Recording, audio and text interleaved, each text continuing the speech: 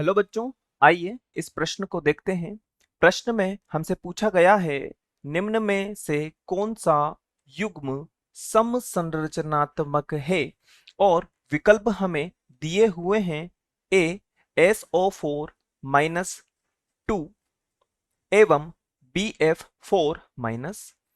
यदि विकल्प बी के बारे में यदि हम बात करें तो NH3 एवं NH4 प्लस। सी के बारे में यदि हम बात करें CO3 माइनस के 2 और CO2। डी की यदि हम बात करें तो CH4 एवं BF3। अब हम सबसे पहले बात करते हैं प्रश्न की मुख्य अवधारणा के विषय में। मुख्य अवधारणा। यदि हम मुख्य अवधारणा के विषय में बात करें तो यहां पर हमें प्रत्येक यौगिक की संरचना देखनी होगी और उसके हिसाब से हमें बताना होगा कि कौन सा युग्म समसंरचनात्मक है। अतः हम कह सकते हैं कि यहां पर जो मुख्य अवधारणा होगी वह होगी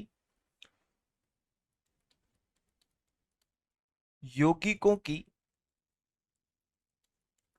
संरचना, क्योंकि हमें प्रत्येक विकल्प के लिए सभी यौगिक की संरचना को समझना होगा। सबसे पहले हम विकल्प ए के विषय में बात करते हैं।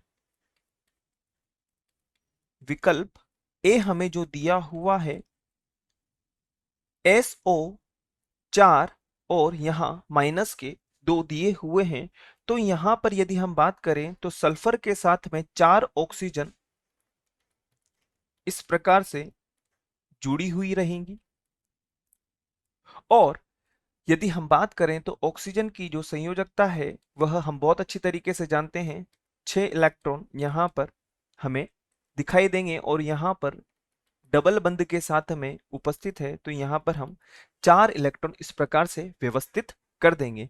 और विकल्प ए में हमें BF4 दिया हुआ है, माइनस है, तो यहां पर बोरोन के साथ में फ्लोरीन परमाणु इस प्रकार से व्यवस्थित हो जाएगा। और इसके ऊपर जो चिन्ह दिया हुआ है वह इस प्रकार से व्यवस्थित हो जाएगा। तो विकल्प ए को देखने के बाद में हमें लगता है कि यह जो युग्म है कहीं ना कहीं सम संरचनात्मक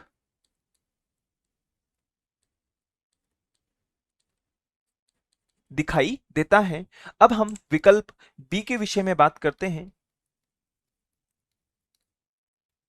विकल्प बी में हमें दिया हुआ है NH3 और यदि हम बात करें तो यहां पर नाइट्रोजन के साथ में 3 हाइड्रोजन इस प्रकार से व्यवस्थित होती हैं और यहां पर एक एकाकी इलेक्ट्रॉन इस प्रकार से उपस्थित होता है। अतः हम कह सकते हैं कि पिरामिडीय इसकी आकृति होती है। और विकल्प बी में हमें दिया हुआ है NH4 प्लस, तो हम कह सकते हैं कि नाइट्रोजन के साथ में यहां पर हाइड्रोजन इस प्रकार से व्यवस्थित होगा और हाइड्रोजन को भी अपने 2 इलेक्ट्रॉन की आवश्यकता होगी। तो हम कह सकते हैं कि NH3 और NH4 की जो संरचना है वह एक दूसरे से भिन्न है। और विकल्प सी के विषय में हम बात करते हैं। विकल्प सी जो हमें दिया हुआ है CO3 माइनस के 2, तो कार्बन के साथ में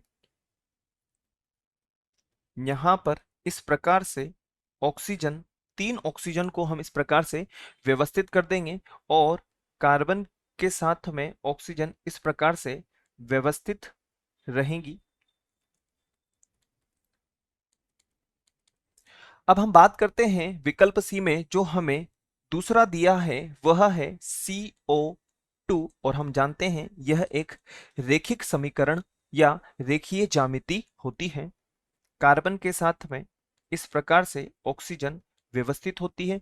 तो विकल्प सी को देखने के बाद में पुनः हम विचार कर सकते हैं कि यहां पर यह वाली आकृति और यह वाली आकृति एक दूसरे से बिल्कुल भिन्न है। अब अंत में हम विकल्प डी के विषय में बात करते हैं। विकल्प डी, और विकल्प डी में हमें जो दिया हुआ है वह है CH4, और इसको हम इस प्रकार से व्यवस्थित कर सकते हैं। और विकल्प डी में ही हमें अन्य और दिया हुआ है BF3, और हम बहुत अच्छी तरीके से जानते हैं कि यहाँ पर 120 डिग्री का कोण बनेगा। तो हम कह सकते हैं कि विकल्प डी में भी दोनों की आकृति एक दूसरे से भिन्न है। अतः जो हमारा विकल्प ए है वही हमारा वांछित उत्तर होगा। आशा है आप इसे अच्छे से समझ गए होंगे। धन्यवाद।